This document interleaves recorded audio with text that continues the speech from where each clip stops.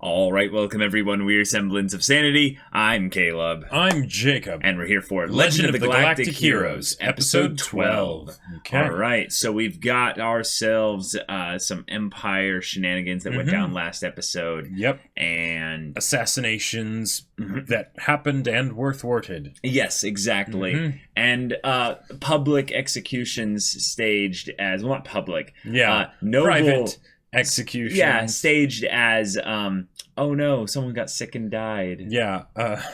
There are so many topical jokes I want to say about this situation, but oh boy. But, you know, what's crazy about this is this is all underneath the context that the Alliance is about to invade. Yeah. And like, and they were still doing that kind of stuff in the Empire. This kind of stuff is just going on boy. because of how disconnected in some ways the power structure is from the general war side of things, because in some ways the Isolon Fortress afforded them that luxury. Yeah, but they're going to learn today. Well, yeah, it's almost a little bit freaky because Yang in some ways is probably going to have to be a part of that spearhead. Yeah. And what part he will play dictates in a lot of ways how the invasion will go. Right. And given that the peace efforts from the that political side of the Alliance was unsuccessful, at the very least, in stopping this, or at the very least, it doesn't seem like they were. Right. In the previous Alliance episode, that there was all the stuff going on, but they still kept up with their plan. Their plan, yeah. Plan to invade. So, yeah, what kind of invasion will this be? Will this be just full on, total war? Or will this be, about subjugating planets? Who knows? Escalation, y'all. Yeah, it's happening. It definitely is. So, y'all, without further ado, let's get into it. All right, everyone, then be sure to go check out the reaction portion of the video in the description below, and then come back here for the discussion.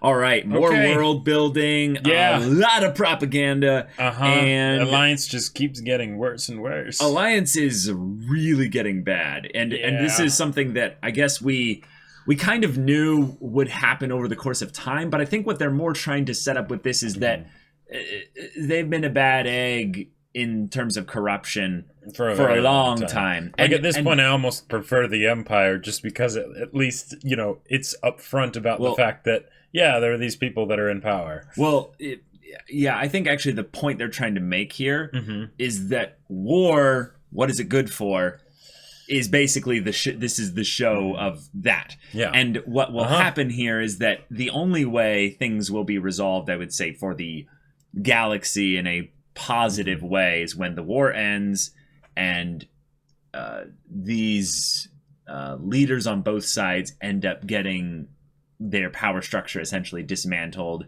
and rebooted. Yep. Otherwise, there will be no good representation for humanity in terms of political power. Yeah. And that is something that I think is good to bring up, is that there are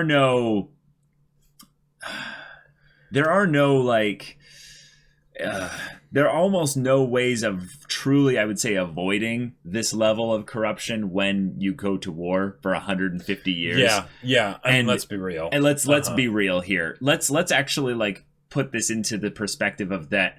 Even if all these council members have been on their seats of power for 2 generations, let's say.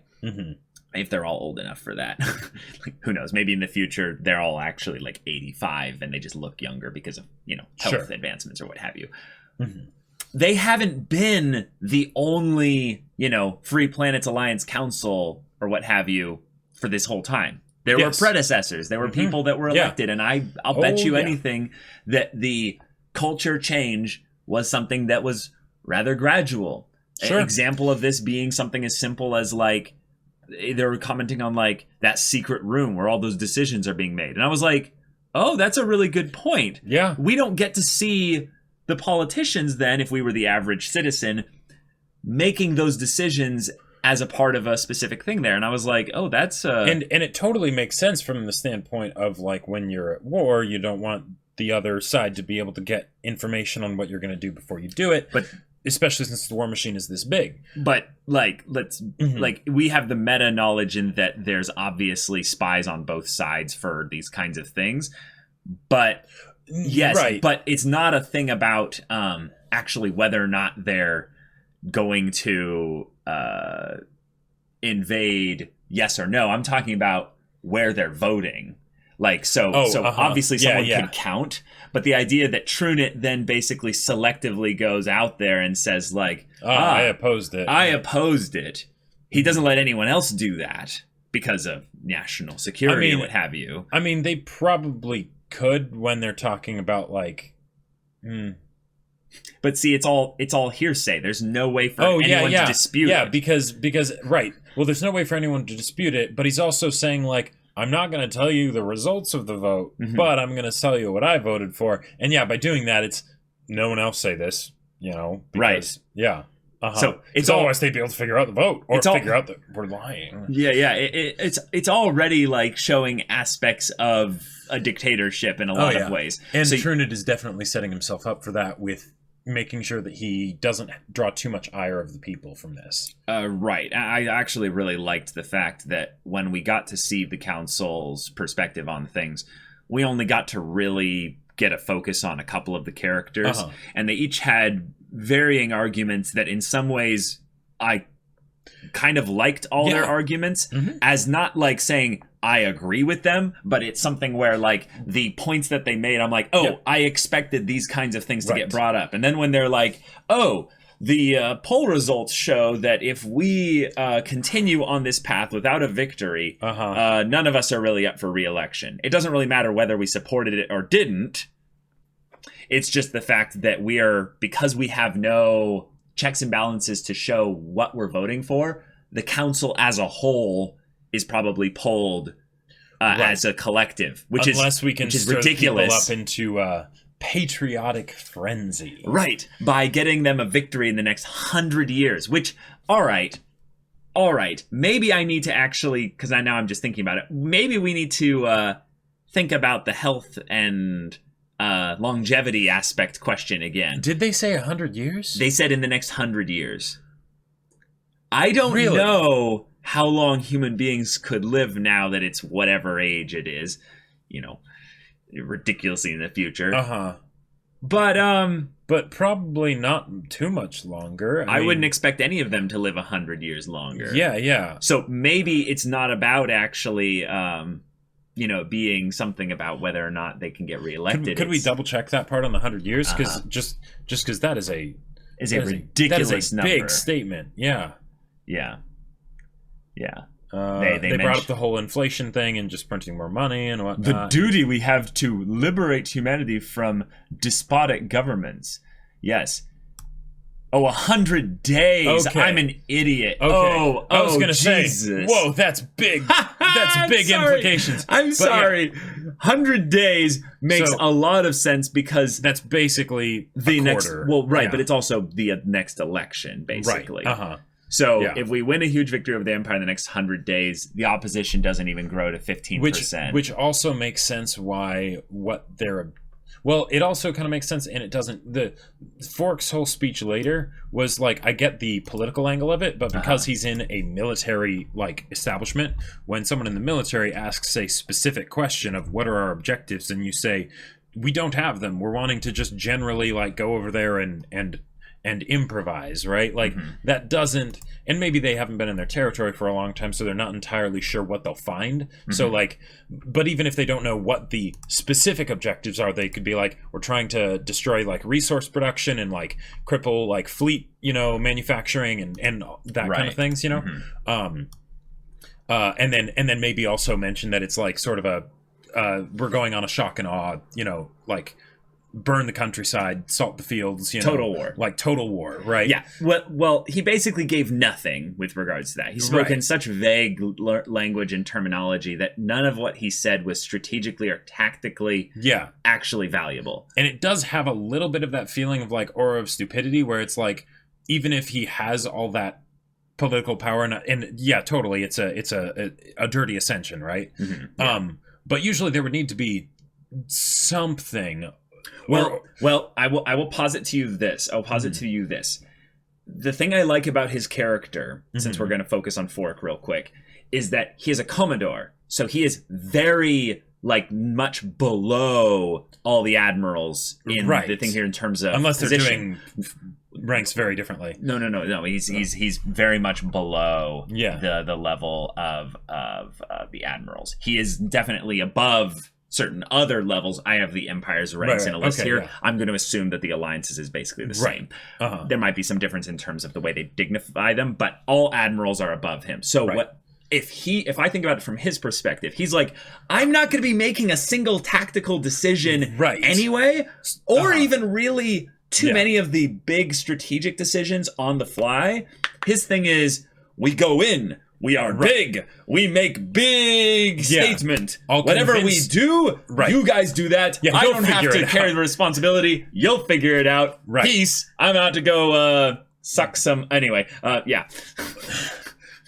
suck some Trunit dick, basically. Yeah, I mean, like more or less. Yeah. But in this situation, it's something where he's in some level of responsibility, regarding this. So even if he's not managing the day-to-day, the movements of the fleet and whatnot, which is a bit concerning. But but this could also be something where maybe because the Alliance has always been trying to take the Iserlon fortress, they don't actually really have experience with a prolonged conflict. Yeah, it's the equivalent of the Germans going to invade Russia, basically. Yeah, because they're used to just defending all the time, and that's a lot more straightforward, right? And then, try and take this one single objective, right? Which oftentimes they weren't even legitimately trying to take it anyways. Yeah, they should have enough, I would say, basic knowledge regarding how, wars are fought in the same way that our boy Yang can just study history and you learn from that basic stuff there. They got access to the same information. Yeah, they have access to the same information. Now, obviously, they have different motivations. And Fork here might be a complete, sociopath who doesn't care about millions dying. Sure. Even in the slightest. Or even gets off on it. I think that's a bit excessive. The point, okay, maybe he does believe even the propaganda, though. That is a definite possibility. If anything, I believe that the one thing that this show is telling us is that everyone in this story has some level of corruptibility. It is not even a thing that the main characters are completely, immune to. Right. And Fork is a lot scarier in a lot of ways because he's vocal. Because he's vocal, but if he does believe the propaganda, because in the case of, say, Trunit won't fully commit himself to something if it is something that could potentially come back negatively on him, right? Whereas if you have someone who is a true zealot and they believe that this is the thing that must be done for some greater cause. Right, you don't want them in the highest position. You don't want them in the highest position of power because they will absolutely not stop because it's their duty. Right, so that's why in some ways I doubt a little bit of Fork's resolve because he is not actually in the place where he wants. Sure. He is doing this primarily for the seat of power, not actually to the usage of the power. That's why I doubt in some ways that he necessarily gets off on it or buys his own propaganda or what have you. Yeah. He's using it as a means to an end to establish a position of power. Right. Now, we go through the council here, and they all bring up a bunch of things that are the issues with a long, term war that in some ways is leading towards a systemic collapse of the Alliance. Now, if we think about this from the standpoint of who are the actual main players here, I would almost say that while they are showing us the names of some of these characters, Trunit's still kind of top dog in this whole council here. And I would say the main way that he would benefit from any kind of this thing going here is that he doesn't really care whether the Alliance's military invasion is a full defeat or victory.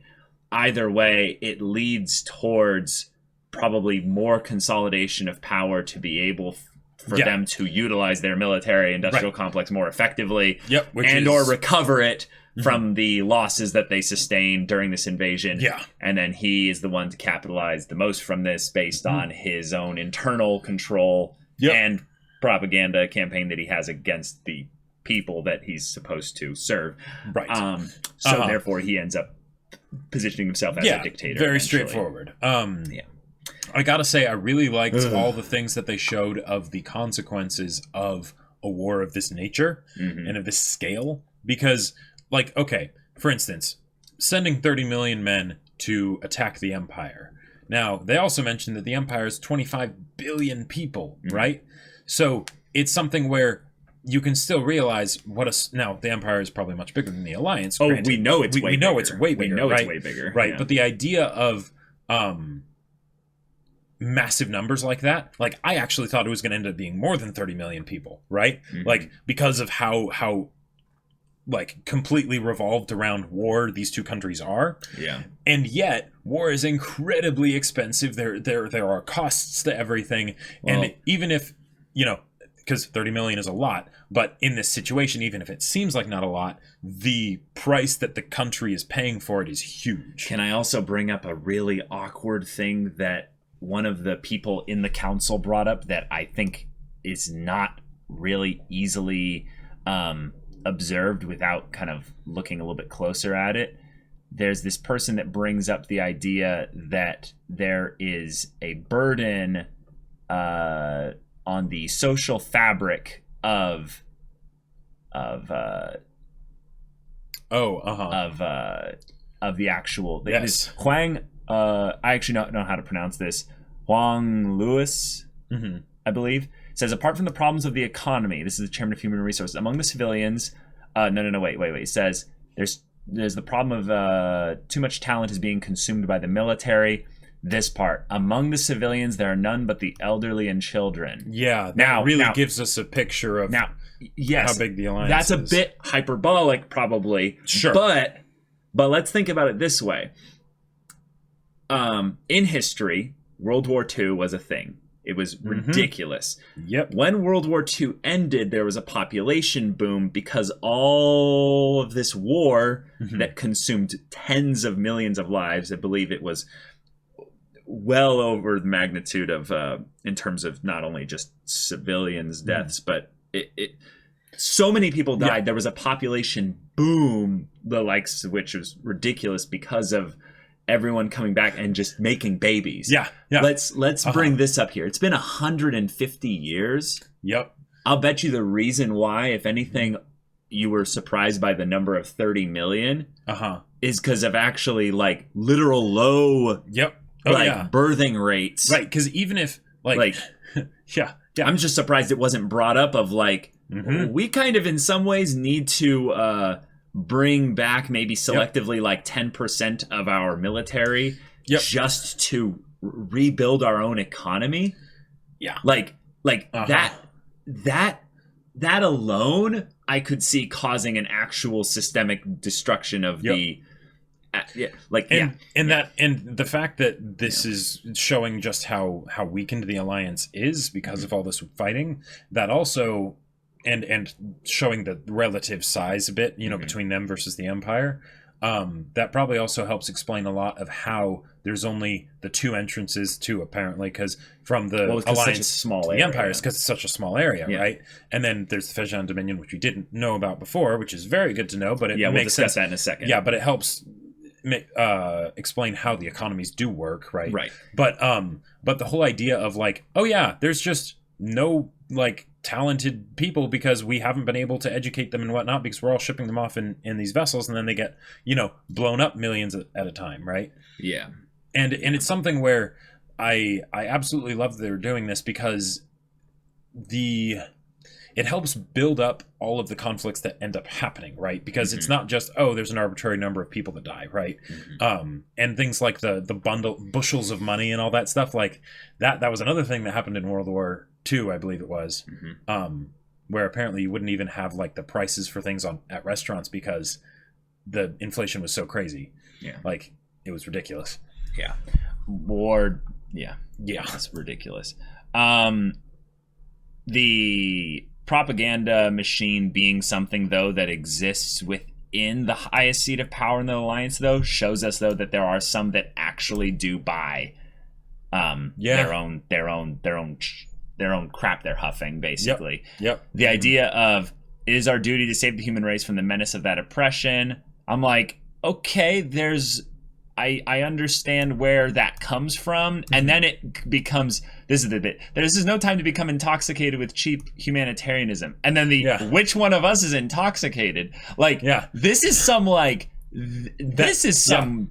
All the stuff leading up to that, I was like, okay, I could see someone getting very, like, you know, gung-ho about it. That's where it's like, okay, yeah, this show is driving a point home, I think. Right. So then this is the same person that brings up with the other older guy about re-election. So now we know why that's happening. Yang and Fork are set up as rivals. I like that Yang finally has someone who I legitimately think will go the distance as far as a rival for Yang. Okay. Because Yang cannot stop this guy's ascension unless he ascends. They literally said that in a later part of the episode. Greenhill is the only way you can keep people like Fork in check is if you hold the highest seat of power in the military. Or if you organize a little accident while they're gone. No. There's no way Yang... Yeah. Like, Yang is not the kind of person to do that. But like, if Yang does that, he's lost. Yeah. He's lost as a person. He absolutely has. Like, that's got to happen, like, way Leave down that to the line. Reinhardt. Yeah.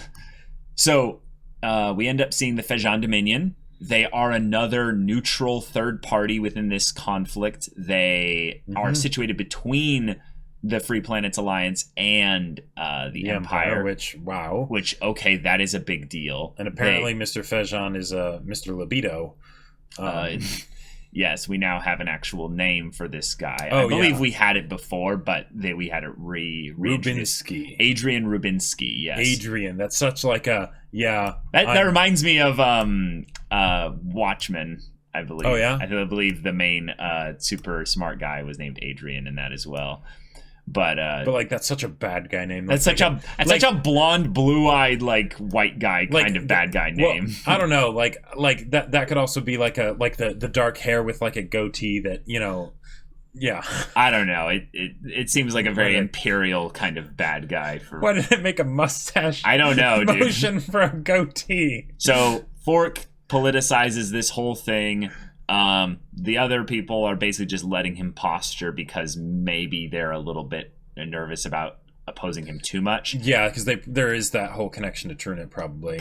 I almost guarantee you he's in bed with politicians like hardcore to make this thing happen. Like, not meaning literally necessarily, but it could be for as much as we know. And given the fact that we've seen, and this does help explain why all the other military people were being quiet, because the way Fork was bringing things up, like, even if people might be like, okay, now let's actually talk about what we're going to do, you know? Right. Like, that's the why we're going to do it. Okay, but what are we going to do? Because we have seen with Yang that Yang was getting sacrificed before because he pissed off Trunit, then there could definitely be that sort of underlying tension with the people in the military that aren't as high rank as what's his name, the guy that Yang was talking to this episode. No, the guy that's on the side, Greenhill. Yeah. He's the father, or no, he's not the father. No. Well, anyways, yeah. That people that aren't quite at that level of rank might be a bit more like, I don't really want to like stick my neck out too much, so I'll just sort of go with what other people say. And then a very vocal person is able to then sway the decisions. There's this aspect of where, you know, regardless of the situation, he's going to retire and then pass it on to Lobos, who I believe was actually the one that did actually stick up for Yang. Like, there was a guy who was like, "Hey, you're just being rude for kind of going after the people that oppose you." Yeah. Lazlo Lobos. Okay. So he's the head commander for this whole thing. Whoa. Yeah, Kazelnu is the blonde guy that kind of goes over with Yang for a lot of these things, and then Greenhill. This is Greenhill here. This is going to get so complicated. Yeah. I mean, it already is. We've set up Count Lohengram, our boy Reinhardt, to be the one that will primarily handle this. Now, what's exciting what's exciting about this is if the alliance loses, there is a possibility that this ends up becoming a thing where it's the exact kind of situation that it was in My Conquest of the Sea of Stars, where the alliance loses a large portion of their fleet. Unfortunately, that has a very real possibility of happening. Yang, however, maneuvers what's left of the fleet in a way that leads to maybe a bit more of a stalemate. Sure. And then they end up basically having to retreat. Yang gets basically what he wants in that the war maybe leads to some kind of non-aggression pact or something that's not peace treaty, but like something that would be like, okay, maybe we want to kind of... Right. Even if it's just the alliance reconsidering whether they want to invade. Yes. That would put him probably into a position where he might have not just military power, but then a little bit of political power. And this is something I've been kind of waiting for, is that if that happens, then we get to see Yang, the interpersonal communicator. And I don't think he's going to be very good at that. And in order for him to be good at that, he's going to need to do the same thing that, in my opinion, Reinhardt is kind of doing. And that is having basically a cohort of people around him that are his, I would say, advisors. Is basically the easiest word for it. And then they start to maneuver things and change little things within the alliance. It leads to a little bit more of an intrigue-based thing with a lot of skirmishes. And then maybe them defending the Iserlohn fortress from whenever the war restarts again. One thing that I noticed that they started doing this episode, which and just recently, which I do really appreciate, is they started giving Yang more enemies. Because with the earlier parts of the show, Yang had Trunit as an enemy. Okay, and Trunit's a very powerful guy, right? But with Reinhardt, he had like the entire rest of the empire, right? So his conflict was a little bit more exciting. A bit more exciting. But it's also something where while they're doing a dual main character between Reinhardt and Yang, it seems to me like they're making Yang be a lot more of sort of the good guy protagonist, whereas Reinhardt is going to be sort of more of the glorious mission that ends up going very wrong, but will be written in the annals of history and remembered for millennia to come. Kind of thing. I think if anything, actually, I think that they're both going to go the distance, and they're both kind of the good guys. I think if anything, it's a bit one note to call him kind of the one that will have to fail. If anything, I think that what's powerful about him is that he will make sacrifices in a Lelouch kind of way along the way. I don't mean that I think Reinhardt is going to fail. I think there's going to be a bunch of tragedy in all of it for the both of them eventually. Right. Yes. But in the case of Reinhardt, he's got plenty of enemies, and he didn't have too many allies, but he had like the few people that were really close to him. Right. In Yang's case, he seemed to have a lot more of like the power of Nakama. Like he had lots of good people around him. Even if he had a bunch of other people that weren't as good, it was more incompetence at the beginning rather than directed aggression. Yes. Now he's getting directed enemies, and in the case of Reinhardt, because he has so few people near him, I can see where it's like the point of how long will those people last kind of a thing. Like it's going to happen on both sides, especially since they started. What do you want to say? Got you. It's literally, there's a huge power difference in their levels of authority, though. Yang is a popular person, but he is not actually that authoritative in terms of his role. Freaking Reinhardt is the second in command of the entire Galactic Empire's fleet. Like, there's a huge scale and difference of power. Totally. And also, there's open corruption versus quiet corruption. Definitely. So, the Empire is way scarier in that regard than the Alliance, because they'll could send someone to kill him at any point, like they said. Definitely. But also, because Yang is the reluctant hero, he also has people in here that are essentially mentors and people that help push him along, right? That are more of the friendly pushes. Even if they're forceful, right? They're friendly pushes. Right.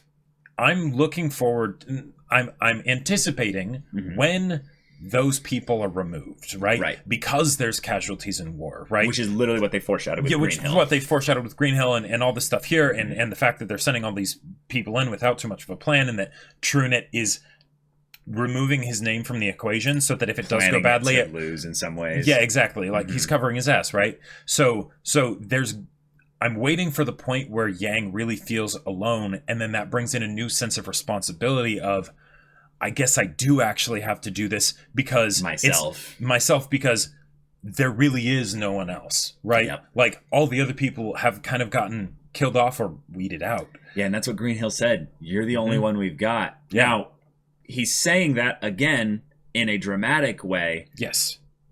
But that literally ties into what you're talking about here. Yep. From his perspective, he believes it. Like he does believe it. So Yang and us, we might see it as, no, that's actually not the case. But it's like, no, what if it actually is? Yeah. What if in some way this old soldier's been watching the the democracy that he's sworn to protect slowly but surely erode away, and he's like, you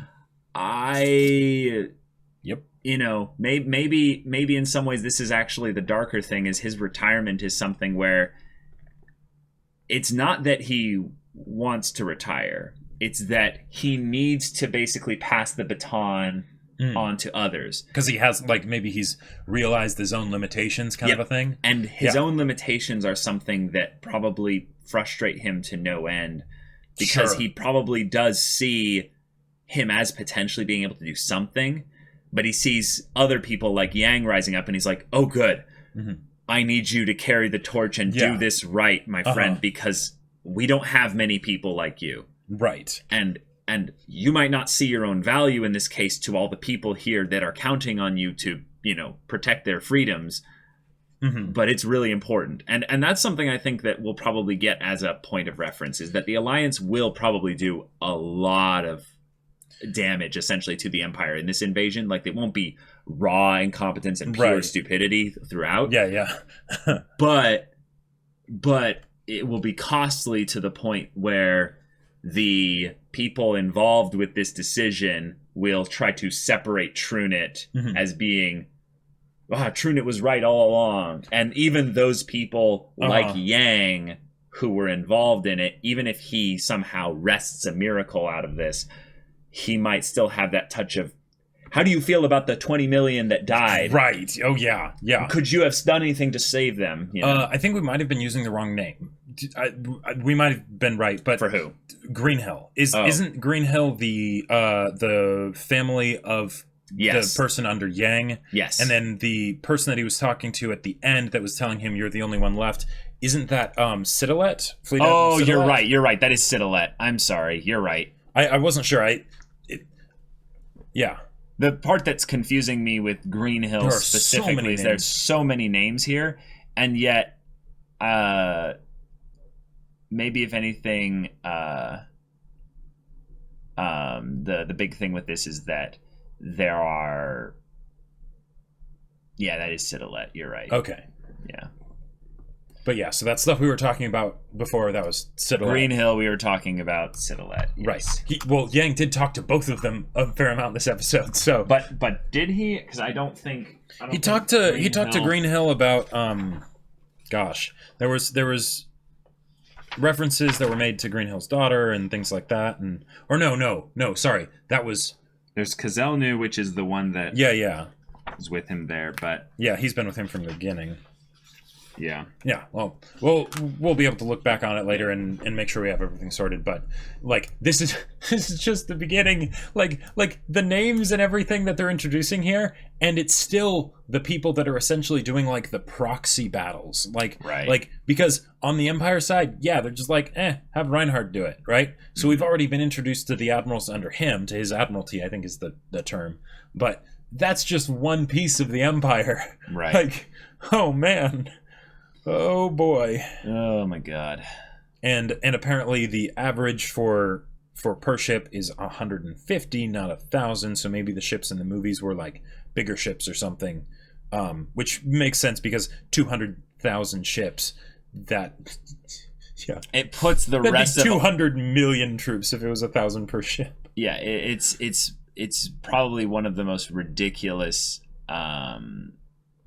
sizes of fleets that any of the Alliance ones ever shown here, because the ones that we've seen in the past, they were capping out around like 30 or 20,000 ships, if anything. Yeah, like or 25,000 was usually a lot, and then because there was that other situation where they had the 30,000 and they split them up into the 3 groups. Yeah, Right.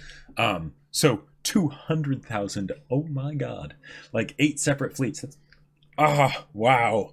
All right. So, y'all, thank you so much for watching this episode's reaction and discussion. If you want to see the next episode's reaction and discussion right now, though, go check out the link in the description below or our Patreon. You can get an early access there. You can watch full-length timer reactions there. And all this comes with Discord access. So you can chat with us and the community there about this show, about anime in general. And you can also talk with Jacob about the sci-fi novel that he wrote. Yes. So I wrote a sci-fi novel. So if you like sci-fi, this might be right up your alley. It's called Battle Lines, and it's awesome. And it's on Amazon. Link down in the description below. It's in both hardback and ebook.